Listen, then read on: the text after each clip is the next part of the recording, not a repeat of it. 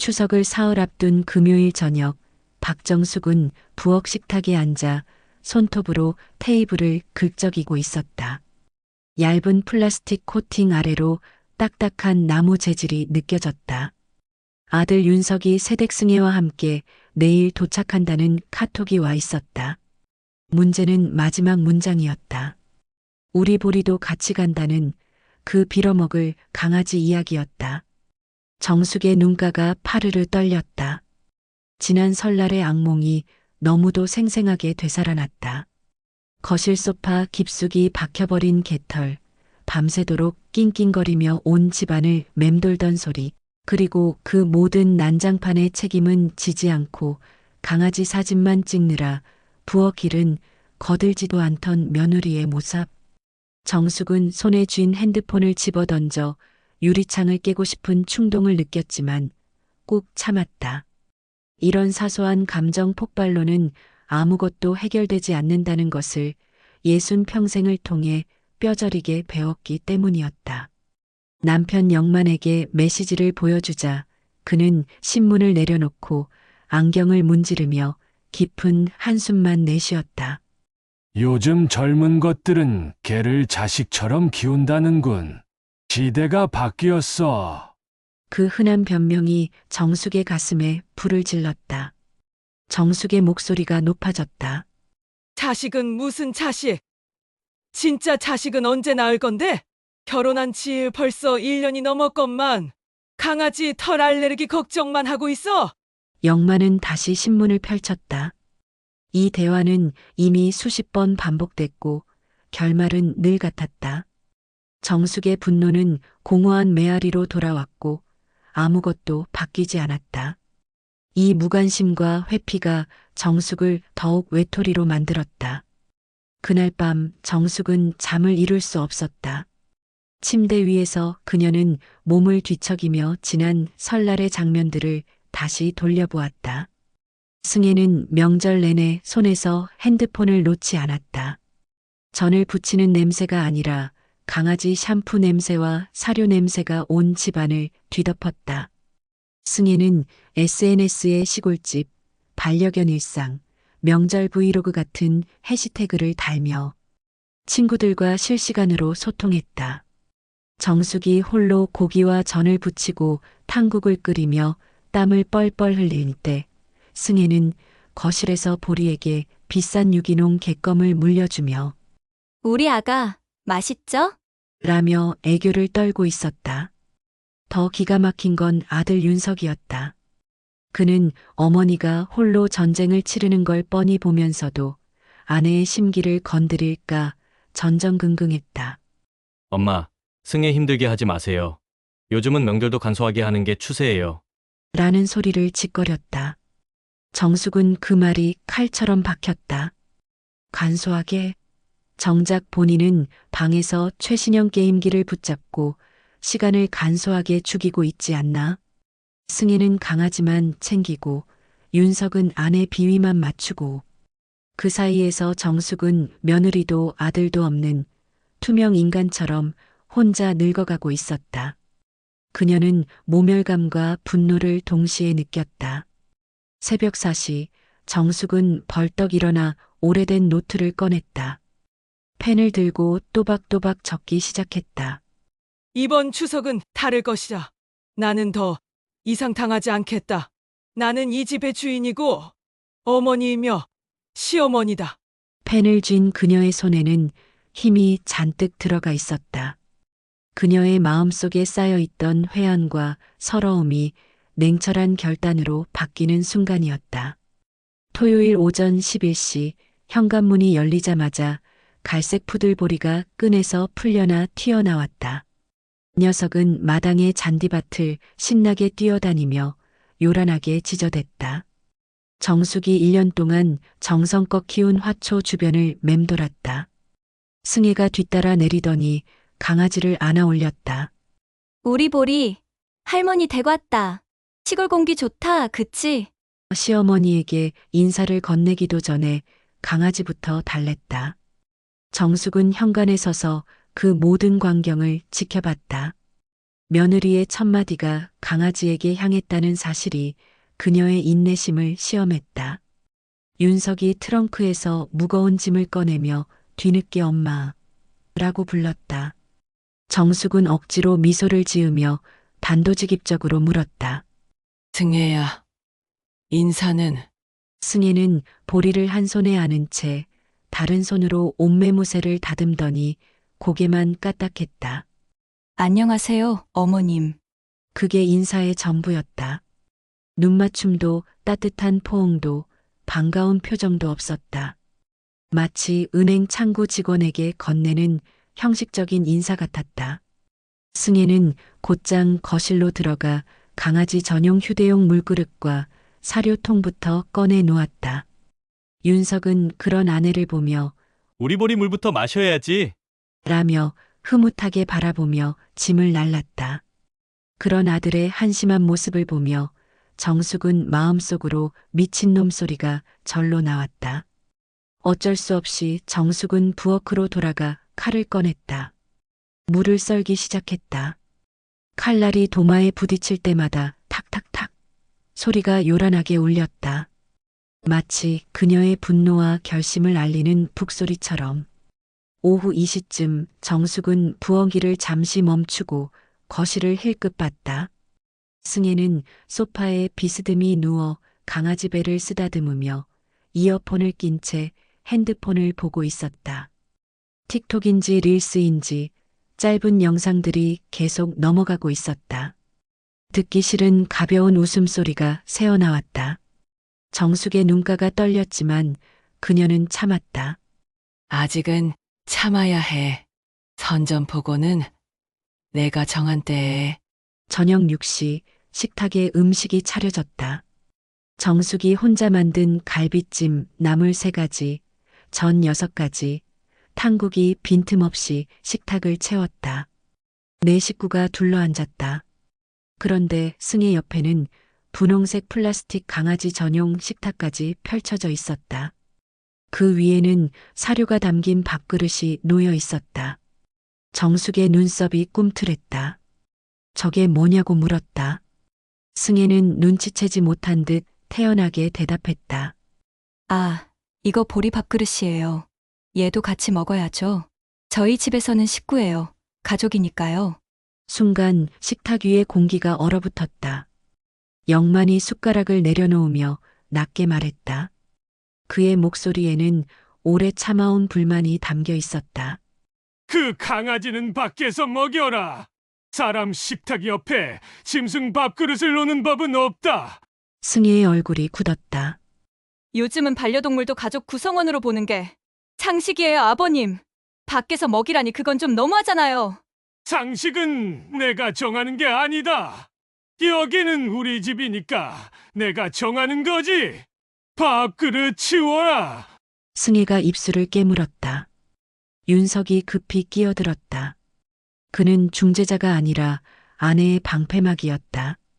아버지, 그냥 한 번만 봐줘요. 승혜가 볼이 없으면 밥도 제대로 못 먹는다고요. 정숙은 더 이상 참지 않았다. 그녀는 윤석의 말을 끊으며 정면으로 승혜를 겨냥했다. 그럼 내 와이프는 도대체 뭐니? 걔 없으면 밥도 못 먹는 사람이니? 어이가 없어서. 윤석이 당황하며 말을 더듬거렸다. 승혜가 좀 예민해서 그렇다는 변명이었다. 정숙의 목소리가 폭발했다. 예민하면 시댁에 오지를 말라고. 여기가 내 애견 카페인 줄 알아? 식탁 위의 국그릇이 덜컥 흔들렸다. 결국 승혜는 강아지 밥그릇을 들고 씩씩대며 거실로 나갔다. 윤석도 따라 나갔다. 정숙과 영만만 남은 식탁은 냉랭했다. 아무도 밥을 먹지 않았다. 갈비찜에서는 김이 모락모락 올라왔지만 식탁의 공기는 얼음장처럼 차가웠다. 정숙은 끓어오르는 분노를 억누르며 차가운 밥알을 씹었다. 밤 10시 정숙은 안방에 누워 있었지만 잠이 오지 않았다. 거실에서 승혜와 윤석의 목소리가 새어나왔다. 어머님이 너무 심하다는 승혜의 목소리, 그냥 참으라는 윤석의 목소리, 며칠도 싫다는 승혜의 불만, 여기 있으면 숨 막힌다는 절규. 정숙은 이불을 확 뒤집어 썼다. 숨 막힌다고? 이 집에서 진짜 숨 막히는 사람은 바로 나다. 내 시부모를 위해서 하루를 희생하는 내가 숨 막히다. 추석 당일 새벽 5시, 정숙은 이미 부엌에서 움직이고 있었다. 제사상 음식을 차려야 했기 때문이다. 탕국을 끓이고 전을 부치고 나물을 무치고 손이 10개라도 모자랐다. 뜨거운 기름이 튀고 손목이 욱신거렸지만 멈출 수 없었다. 이 모든 과정이 며느리가 당연히 해야 할 몫이라는 억울함이 그녀를 더욱 몰아세웠다. 오전 9시쯤 승혜가 일어났다. 부스스한 머리로 거실에 나오더니 강아지부터 찾았다. 정숙은 부엌에서 그 모습을 봤다. 며느리는 시어머니에게 아침 인사조차 하지 않았다. 대신 강아지를 안고 뽀뽀했다. 정숙의 손에서 칼이 떨렸다. 아직은 참아야 한다고. 최후의 순간까지 기다려야 한다. 그녀는 스스로를 다독였다. 오전 11시 제사상이 거의 완성됐다. 정숙은 땀을 뻘뻘 흘리며 마지막 접시를 올렸다. 그때 승혜가 부엌으로 들어왔다. 이거 다 제사 음식이냐고 물었다. 그렇다고 하자 승혜는 놀란 척하며 감탄했다. 진짜 많이 한다. 요즘은 간소화하는 추세인데 친구들은 다 배달 음식 시켜 먹는다고 하던데요. 그 말은 정숙의 마음에 비수를 꽂았다. 정숙의 손이 멈췄다. 간소화? 그녀는 국자를 내려놓고 승혜를 똑바로 봤다. 그녀의 눈빛은 얼음장처럼 차가웠다. 내가 이 집 며느리니 내 친구니? 승혜가 움찔했다. 그게 아니라 시대적 의견을 말한 거라고 변명했다. 정숙은 차갑게 응수했다. 의견대로 하고 싶으면 내 집에서 해. 여긴 우리 집이야. 며느리가 의견만 내는 곳이 아니라고. 승혜는 입을 다물고 거실로 나갔다. 그녀의 표정은 모욕감으로 가득 차 있었다. 정오, 제사가 시작됐다. 네 식구가 제사상 앞에 섰다. 영만과 정숙, 윤석이 절을 했다. 그런데 승혜는 서 있기만 했다. 팔짱을 낀 채로. 정숙이 날카롭게 물었다. 왜 안 하냐고. 승혜는 머뭇거렸다. 제사는 좀 그렇다고 생각해요. 저는 이런 거 안 믿어요. 아니, 돌아가신 분이 음식을 먹을 리도 없는데 왜 하는 거예요? 순간 정숙의 이성이 끊어졌다. 그녀는 승혜에게 성큼 다가가 낮고 단단한 목소리로 말했다. 숨소리조차 들리지 않는 팽팽한 긴장감이 감돌았다. 너 지금 당장 절해. 안 하면 이 집 문 밖으로 나가라. 이 제사는 내가 믿고 안 믿고를 떠나서 이 집안의 전통이다. 거부할 거면 이 집 며느리도 하지 마. 승혜의 얼굴이 하얗게 질렸다. 윤석이 끼어들려 했지만 정숙이 손을 들어 막았다. 윤석이, 너는 입 다물어라. 이건 내 안의 문제야. 내가 해결해 줄 문제가 아니라고. 승혜는 떨리는 손으로 바닥에 무릎을 꿇었다. 그리고 어색하게 절을 했다. 일어설 때 그녀의 눈에는 눈물이 맺혀 있었지만 정숙은 동정하지 않았다. 이 단호함이 그녀가 며느리에게 주는 마지막 가르침이라 생각했다. 제사가 끝나고 식사 시간이 됐다. 정숙은 상을 차리며 차갑게 선언했다. 승혜야, 설거지는 내가 해라. 전부 다. 네. 승혜는 놀란 듯 되물었다. 정숙은 반복했다. 명절 음식은 내가 다 했으니 설거지 정도는 내가 할 수 있지? 최소한의 며느리 도리라고 생각한다. 승혜는 대꾸하지 못했다. 윤석이 또 끼어들려 했지만 이번엔 영만이 아들을 제지했다. 윤서가 가만히 있어. 네, 어머니 말이 맞다. 식사가 끝나자 승혜는 부엌으로 갔다. 정숙은 거실에 앉아 그 모습을 지켜봤다. 며느리는 고무장갑도 제대로 끼지 못했다. 접시가 미끄러져 떨어질 뻔했다. 승혜는 신경질을 내며 물을 확 틀었고 물이 사방으로 튀었다. 그녀의 서툰 모습은 그녀가 이 집에 얼마나 무관심했는지를 보여주는 증거였다. 오후 3시쯤 정숙은 안방으로 들어가 노트북을 켰다. 은행 앱에 접속했다. 지난 3개월간 윤석 부부에게 보낸 용돈 내역을 확인했다. 명절 준비비 50만 원, 생활비 100만 원 등 총 180만 원. 정숙은 승혜의 SNS를 검색했고 그 돈으로 산 듯한 명품 가방, 고급 레스토랑, 그리고 강아지 한복 사진들을 하나하나 캡처했다. 이 돈으로 명절 준비를 하라고 보냈는데 강아지 옷이나 사고 있었구나. 정숙의 손이 떨렸다. 이것이 최후의 무기였다. 저녁 7시 정숙은 가족들을 거실로 불렀다. 노트북을 테이블 위에 올려놓고 화면을 돌렸다. 거기에는 은행 내역과 승혜의 SNS 사진이 나란히 떠 있었다. 이게 뭐냐고. 정숙이 물었다. 승혜의 얼굴이 파랗게 질렸다. 윤석도 당황해서 아무 말도 못했다. 정숙은 차갑게 말했다. 내가 명절 준비하라고 보낸 돈으로 강아지 옷이나 사고 있었냐고. 내 아내가 명절 음식 준비는 안 하고 강아지 옷 사는데 돈 쓰는 게 정상이니? 너희가 이 시댁을 뭘로 아는 거니? 거실은 정적에 휩싸였다. 정숙은 노트북을 닫고 단호하게 선언했다. 오늘부터 규칙을 정하겠다고. 그녀는 미리 준비해둔 종이를 꺼냈다. 가족 규칙이라는 제목의 A사 용지에는 8가지 조항이 있었다. 번호 규칙 내용. 첫 번째 명절에는 강아지를 데려오지 마라. 두 번째 내가 보내는 용돈은 앞으로 없다. 세 번째 명절 음식은 승혜가 배워서 만들어라. 다음 명절부터는 내가 부엉기를 다 해라. 네 번째, SNS에 시댁 이야기 올리지 마라. 특히 우리가 준 돈으로 산 물건은 절대 올리지 마라. 다섯 번째, 강아지보다 사람 먼저 챙겨라. 가족 구성원으로서의 역할을 인지하라.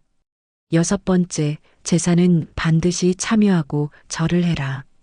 일곱 번째, 명절에는 핸드폰을 최소화하고 가족과 진정한 시간을 보내라.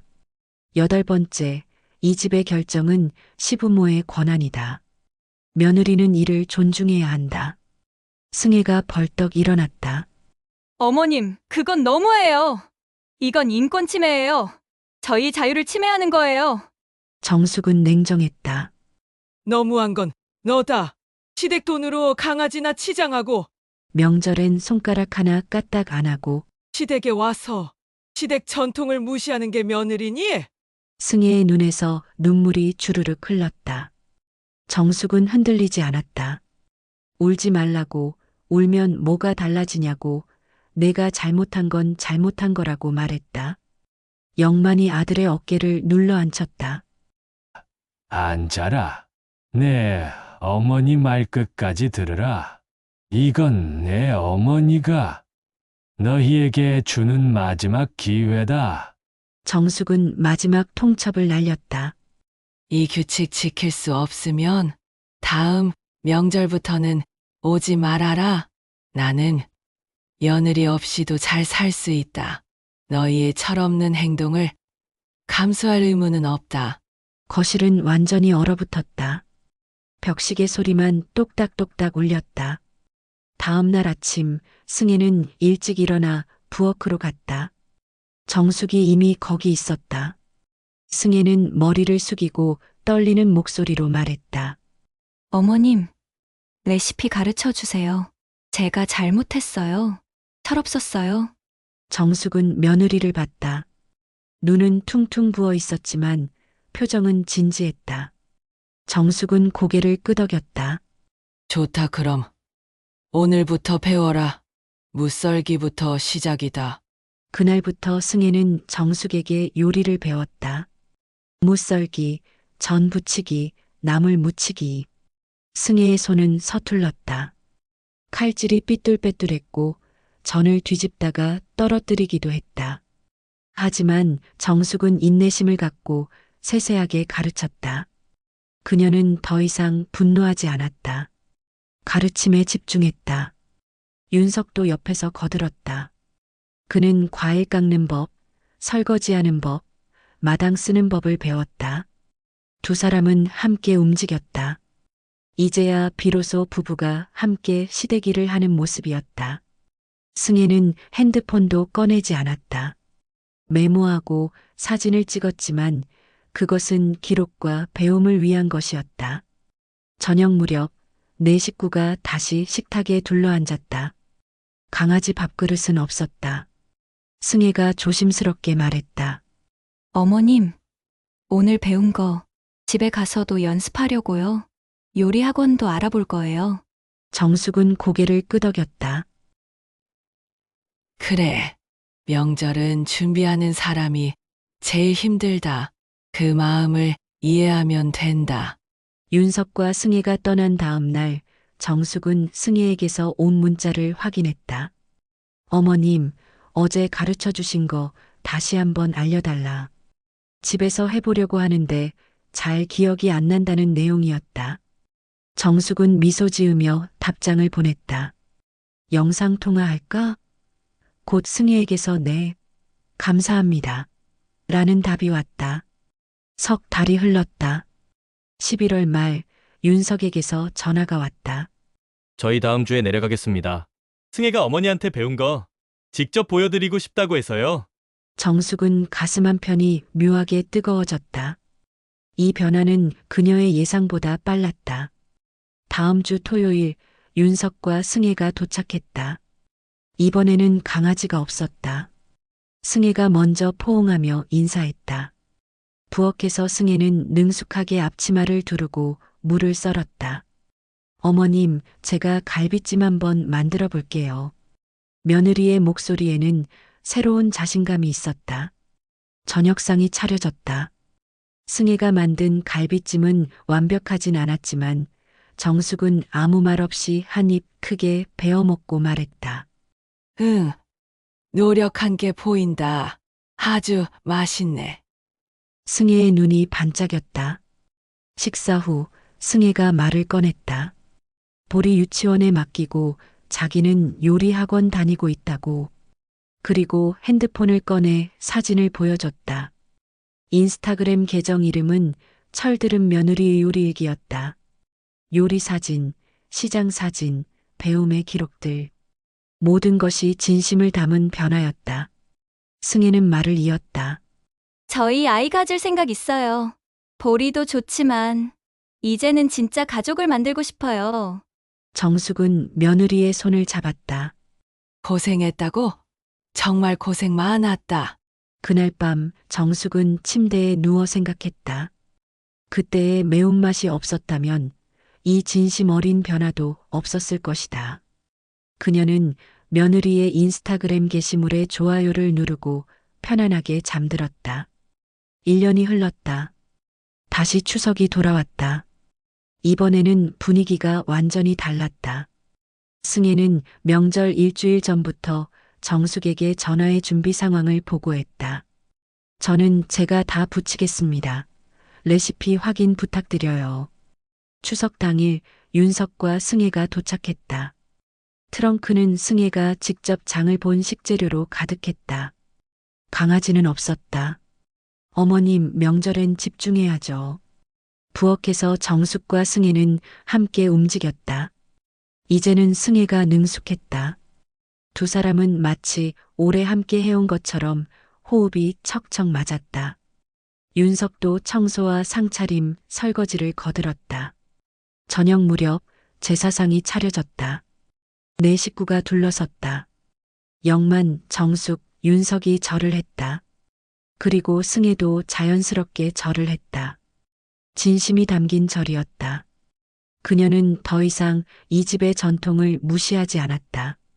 제사가 끝나고 식사를 하며 승혜가 조심스럽게 말했다. 어머님, 저 임신했어요. 이제 8주 됐어요. 정숙은 수저를 떨어뜨리고 며느리에게 다가가 꽉 껴안았다. 고생했다고, 정말 고생 많았다. 두 사람은 한참을 안고 울었다. 1년 전에 그 차가운 대립은 온데간데 없었다. 그날 밤 정숙은 남편에게 말했다. 여보, 우리 손주 본다. 그때 내가 단호하게 나선 게 신의 한 수였어. 영만은 웃으며 대답했다. 맞아. 역시 내 마누라야. 매운맛 시월드가 효과를 봤네. 정숙은 창밖을 봤다. 보름달이 환하게 떠 있었다. 그녀는 생각했다. 가족이란 그냥 만들어지는 게 아니다. 부딪히고 깨지고 단호하게 선을 긋고 다시 맞춰가며 만들어지는 것이다. 1년 전 그 추석의 폭풍은 결국 두 사람을 성장시키는 축복이었다. 거실에서는 윤석과 승혜가 손을 맞잡고 앉아 있었다. 여보, 우리 정말 많이 변했지? 그때 엄마한테 혼나길 잘했어. 승혜가 말했다. 윤석도 고개를 끄덕였다. 응, 우리 애도 이렇게 키우자. 제대로, 바르게. 정숙은 편안하게 눈을 감았다. 내년 추석 손주를 안고 웃는 자신의 모습이 그려졌다. 모든 것이 완벽하진 않겠지만 이제는 진짜 가족이니까 행복할 것이었다. 그녀는 깊은 잠에 빠져들었다.